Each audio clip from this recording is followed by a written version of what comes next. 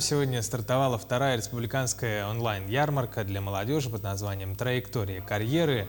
Около 650 работодателей представили более 2500 вакансий на 5000 рабочих мест.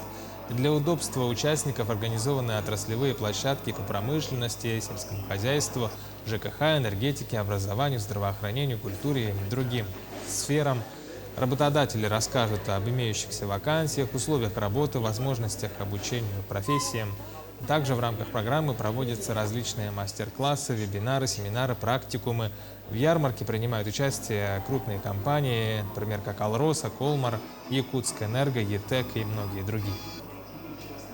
На рынок труда выходит свыше 9500 молодых специалистов среднего и высшего профессионального образования. По нашим данным мониторинга, свыше 3500 новых рабочих мест создано только по итогам первого полугодия. Все вакансии размещены на специализированном сайте ярмарка вакансий якутск.рф. Мы надеемся, что молодые граждане обязательно найдут работу по душе, а работодатели найдут высококлассных специалистов. Кроме этого, все резюме, которые поступят в течение ярмарки, будут обрабатываться позднее нашими инспекторами службы занятости и будут направлены каждому работодателю, который заинтересован в поиске подходящих работников.